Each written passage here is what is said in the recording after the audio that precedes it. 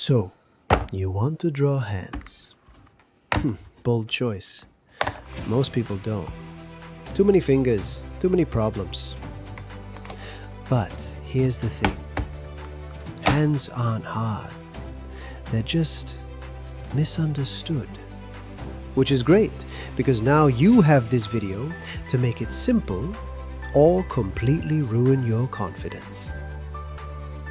Beginner exercises. Drawing hands. The easy way. Let's start. The secret to drawing anything, as you all know, if you've been following my advice so far, is understanding what you're actually drawing. Revolutionary, I know. So before we start, let's take a look at the palm. What is this thing even made of? I don't have a fancy diagram ready, so we're going full professional mode. I'll use my own hand. Highly advanced technique. Now, we can split the palm into three major parts.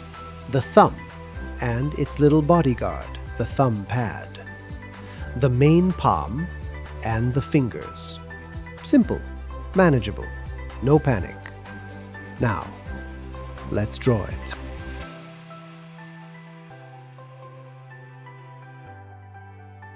Oh wait, I said the easy way. Relax, this is just to explain proportions, because I'm not about to start drawing on my own palm. We have standards. Now, the palm can be split into two equal parts, the palm and the fingers. Nice, simple, civilized.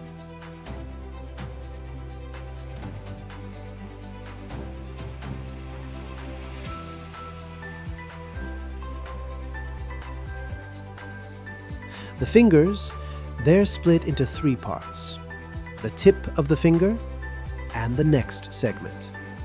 Those two together, roughly half the finger. The part connecting to the palm, that's the other half. So yes, fingers are basically a 50-50 situation.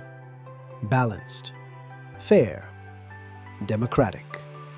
By the way, if anyone wants to know what each of these parts is actually called, this is not that video. But I highly recommend the Discovery Channel. Does that still exist? Let me know in the comments.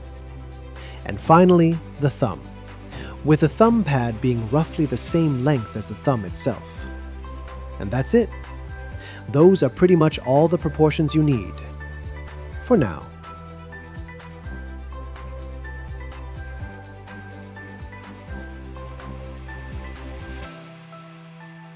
So, this is what I like to call the mitten method. Very advanced name. Now, we're not drawing a hand yet, we're building one. Big difference. We start with the palm. Simple shape, a rectangle, slightly tilted. Nothing fancy, just something that exists in space. If this part feels wrong, everything else will confidently follow. Now we move on to the mitten. Yes, a mitten. Because drawing 4 fingers individually at this stage is a great way to lose control of your life. So we group them.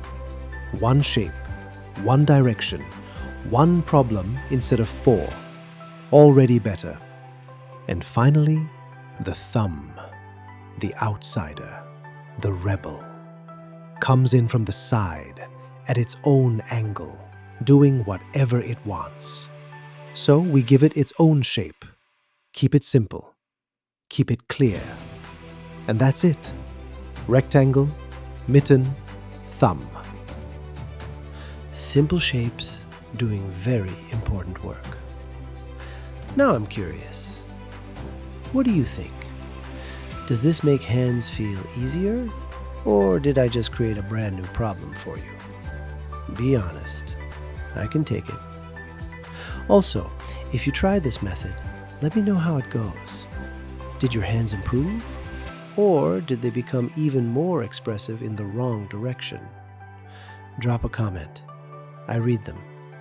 Sometimes I even recover from them. And if you want to keep going, we're not done. So stick around, and I'll see you in the next one.